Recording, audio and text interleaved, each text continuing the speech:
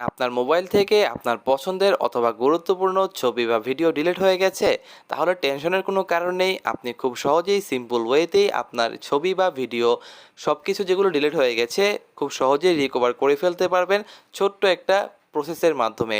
তো কিভাবে এই প্রসেসটা করবেন সেটাই আজকের ভিডিওতে আপনাদেরকে দেখিয়ে দিব। তো চলুন আর দেরি না করে শুরু করা যাক আজকের ভিডিও।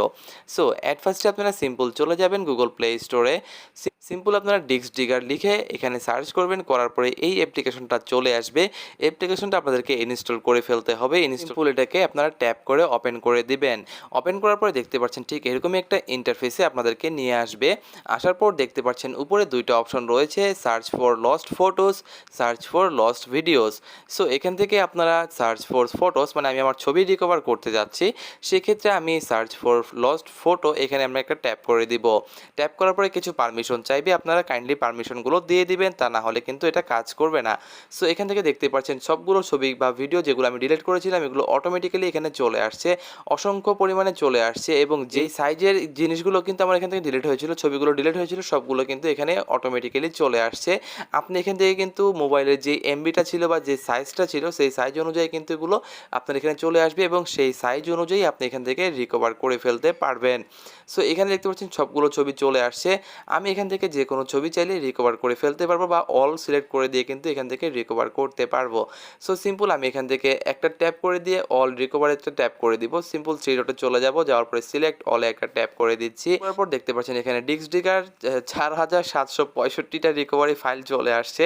সো আমি এখান থেকে জাস্ট ওকে করে দিচ্ছি। দেওয়ার পরে এখানে রিকভারি দেখতে পাচ্ছেন, সিম্পল রিকভারিতে একটা ট্যাপ করে দিন। দেওয়ার পরে তিনটা অপশন আপনার সামনে শো করবে।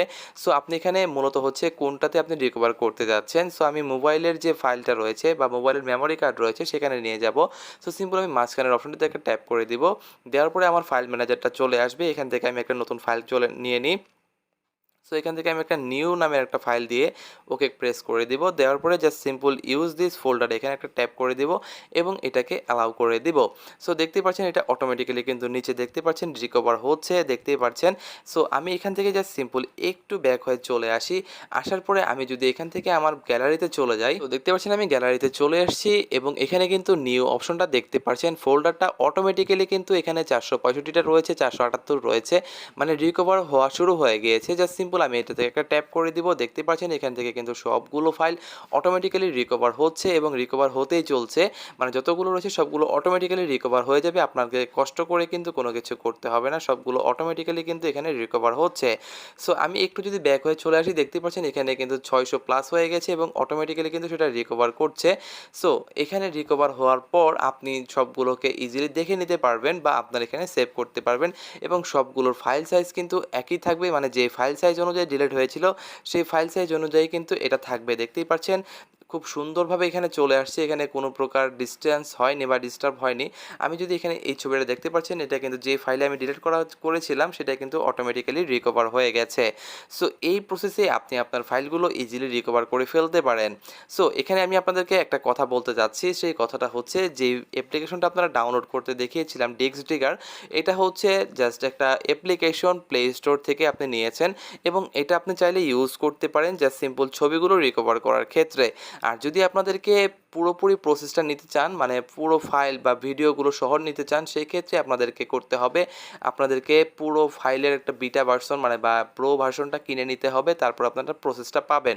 সেটা একটা অ্যাপ্লিকেশন যেহেতু আরও প্লে স্টোরে রয়েছে, তার মানে এটা ট্রাস্টেড, আপনি চাইলে ইউজ করতে পারেন আপনার ছবিগুলো রিকভার করার ক্ষেত্রে। তাছাড়া আপনি যদি ভিডিও রিকভার করতে চান সেই ক্ষেত্রে আপনাদেরকে কিন্তু দেখা যায় প্রো ভার্সনটা নিতে হবে, সেক্ষেত্রে আপনি হয়তোবা 99% পুরোপুরি ফলাফল পেয়ে যাবেন। সো আজকে ছিল ভিডিওটি এই পর্যন্তই, দেখা হচ্ছে অন্য কোনো এক ভিডিওতে।